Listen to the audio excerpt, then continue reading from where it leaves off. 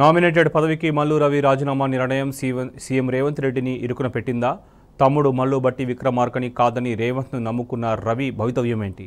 Nagar Kurnool MP ticket దక్కుతుందా లేదా? మరి CM Revanth అండగా ఉంటాడా, హ్యాండ్ ఇస్తాడా? వాది స్టోరీ.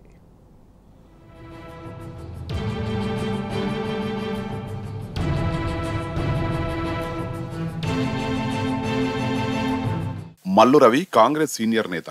గతంలో నాగర్ కర్నూల్ పార్లమెంటు సభ్యుడిగా, జడ్చర్ల ఎమ్మెల్యేగా, వైఎస్ హయాంలో ఢిల్లీలో రాష్ట్ర ప్రభుత్వ అధికార ప్రతినిధిగా పనిచేశాడు. డిప్యూటీ సీఎం మల్లు భట్టి విక్రమార్క స్వయాన సోదరుడు. అయినా తమ్ముడిని కాదని రేవంత్ రెడ్డికి అండగా నిలిచాడు. సీనియర్లు రేవంత్ను విభేదించినా ఆయన వెంటే నడిచాడు. అసెంబ్లీ ఎన్నికల్లో జడ్చర్ల టికెట్ ఆశించినా అప్పుడున్న పరిస్థితుల్లో రేవంత్ కోసం టికెట్ త్యాగం చేసి పార్టీ కోసం పనిచేశాడు. నాగర్ కర్నూల్ ఎంపీగా పోటీ చేయొచ్చని భావించాడు. కానీ సీఎం రేవంత్ రెడ్డి ఢిల్లీలో ప్రభుత్వ ప్రతినిధిగా నియమించారు. అయితే నాగర్ కర్నూల్ ఎంపీ రేసు నుంచి తప్పించే వ్యూహంలో భాగంగానే మల్లు రవికి నామినేటెడ్ పదవి కట్టబెట్టారని పార్టీలో చర్చ జరిగింది. దీంతో మల్లు రవి తరచూ నేను నాగర్ కర్నూల్ ఎంపీగా పోటీ చేస్తా అని స్టేట్మెంట్ ఇస్తూ వచ్చాడు.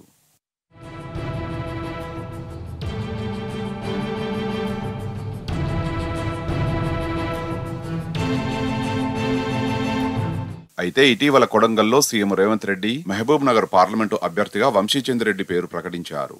దీంతో మల్లు రవి తను ఇలానే ఉంటే రేవంత్ తనను నామినేటెడ్ పోస్టుకే పరిమితం చేస్తాడని భావించి ఆయనపై ఒత్తిడి పెంచే వ్యూహం రచించాడు మల్లు రవి. పదవే అడ్డు అనుకుంటే అది రాజీనామా చేస్తున్నానని ప్రకటించారు. మల్లు రవి నిర్ణయంతో సీఎం రేవంత్ ఇరకాటంలో పడ్డారు. నాగర్ కర్నూల్ రేసులో మాజీ ఎమ్మెల్యే, ఏఐసీసీ కార్యదర్శి సంపత్ కుమార్, పీసీసీ అధికార ప్రతినిధి చారగొండ వెంకటేష్ ఉన్నారు. వీరిద్దరూ మాదిగ సామాజిక వర్గం కాగా మల్లు రవి మాల సామాజిక వర్గం. అయితే సంపత్ కుమార్ ఆలంపూరు నుంచి పోటీ చేసి ఓడిపోయారు. ఢిల్లీ స్థాయిలో తనకున్న పరిచయాలతో టికెట్ దక్కుతుందన్న విశ్వాసంతో ఉన్నారు. ఒకవేళ ఓడిపోయిన వారికి టికెట్ ఇవ్వొద్దని అధిష్టానం భావిస్తే సీఎం రేవంత్ చారగొండ వెంకటేష్ పేరు ప్రతిపాదించే ఛాన్సు ఉంది.